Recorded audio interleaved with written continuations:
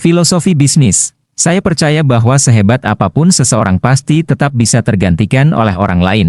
Hal yang paling menantang bagi saya di awal membangun sebuah organisasi adalah menentukan value. Nilai apa yang mau kita jalankan ke depannya, apa achievement yang mau dicapai, apa fulfillment yang mau diraih.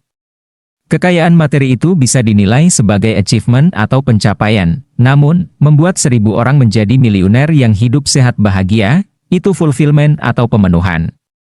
Hasrat terdalam menjadi yang terbaik dengan memberi. Achievement adalah apa yang kita dapat, sedangkan fulfillment adalah apa yang kita beri. Membuat bisnis itu gampang, menghasilkan profit itu gampang.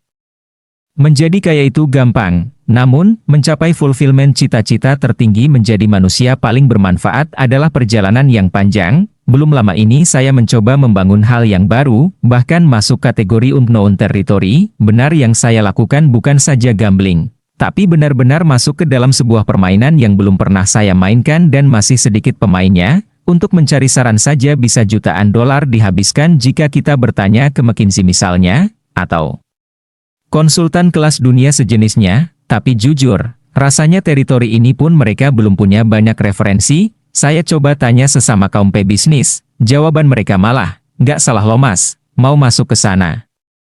Saya coba tanya teman profesional. Wah pak, kami belum punya banyak success story dari bisnis sejenis, jangankan yang sama ya, yang sejenis saja belum ada. Saat saya memulai yang baru itu memang berat dan sulit rasanya. Waktu itu 6 perusahaan saya tutup, 200 staf yang telah lama bergabung terpaksa saya layoff. Berat bagi saya, sangat berat. Ini mungkin menunjukkan sisi lain dari pebisnis. Nggak boleh baperan, nggak bisa dibawa perasaan. Kalau Anda baperan, lupakan jadi pebisnis. Cari cara lain buat uang deh. Misalkan Anda suka ngomongin orang aja nih, si Anu tuh begitu ya.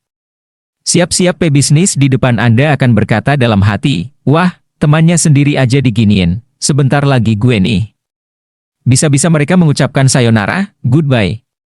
Langsung jaga jarak, pebisnis itu manusia bunglon, bisa ikut arus, kuat lawan arus, kuat diam, kuat mendengar, kuat ngotot terhadap kemauan, tapi sabar dalam memetik hasil, dan yang terpenting, harus kuat menelan gengsi. Kalau Anda gengsian dan nggak sabaran, nggak pandai mendengar, ngomongnya melebar termasuk ke hal pribadi, itu sudah bagian dari ciri-ciri sulit sebagai pebisnis. Pebisnis harus mampu pasang poker face, wajah polos tak berekspresi terhadap hal negatif.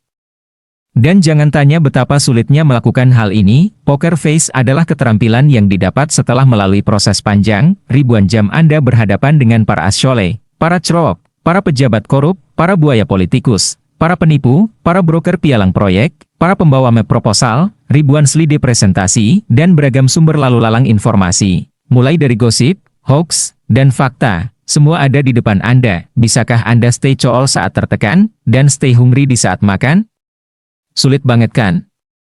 Tapi Anda harus bisa kalau Anda memang pebisnis. Jadi untuk mencapai achievement dan fulfillment di tengah tekanan, ambisi, buasnya kompetitor, kurangnya sumber daya, dan besarnya impian sendiri yang membuat kita sendiri takut.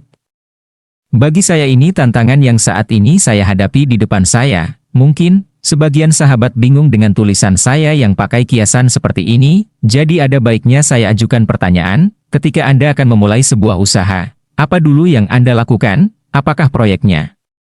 Misalnya dunia properti, retail, makanan, jualan kebutuhan, dan lain sebagainya. Ataukah modalnya? Anda menyatakan ingin bisnis A dan perlu modal, jadi kemana-mana Anda mencari modal, pinjaman, mitra, dan sejenisnya. Atau Anda lihat pasarnya dulu? Besar nih demand-nya, nilai pasarnya, misalnya berbisnis makanan, busana, mainan, dan lain sebagainya, hingga Anda yakin dengan pasar besar ini akan mudah mendapatkan sales, akan lebih besar peluang mendapatkan profit. Atau mungkin Anda tipe yang fokus ke SDM, kalau mau bisnis ini, perlu SDM yang unggul. Karena itu Anda fokus ke headhunter mencari manusia terbaik yang akan menjadi pemutar roda organisasi. Misalnya Anda perlu chef untuk bisnis restoran, perlu hair stylist untuk bisnis salon, perlu akuntan, perlu salesman yang berkarakter motivator, dan lain sebagainya. Atau dalam memulai usaha, Anda sudah memikirkan brand sejak awal? Bentuk logo, nama produk dan perusahaan, warna perusahaan, image organisasi, dan sejenisnya. Atau Anda fokus mencari lokasi? Untuk memulai usaha, lokasi adalah segalanya. Cari yang murah di tengah keramaian. Begitu lokasi tidak didapat, Anda memilih untuk tidak memulainya, atau apakah Anda tipe yang mencari mitra, partner bisnis? Anda membawa dokumen lengkap, mulai dari proposal sampai roadmap. Lalu Anda mulai memaparkan visi misi serta opportunities ke mitra Anda. Ketika ada mitra, baru Anda masuk ke bisnis tersebut. Tanpa mitra, tanpa network, Anda tidak akan memulai bisnis, dan masih banyak lagi cara. Memulai bisnis, pertanyaan saya, Anda termasuk tipe yang mana? Secara pribadi, ada puluhan perusahaan yang sudah saya bangun.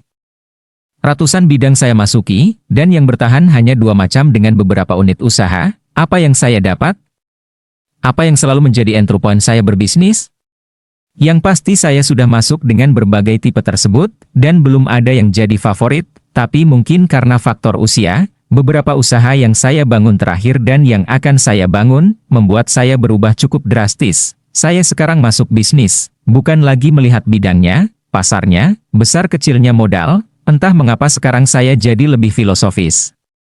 Jadi sekarang saya masuk dengan sentimental, filosofi. Apa filosofi bisnis yang saya masuki? Saya beri value, saya melihat 2 hal seperti di awal tulisan, apa achievement jangka pendek dan apa fulfillment jangka panjangnya. Jadi saya fokus di bisnis yang low hanging fruit saja, yang cepat dan siap petik dengan memberi efek ke masyarakat agar banyak manfaat dalam jangka panjang. Kalau sahabat bagaimana?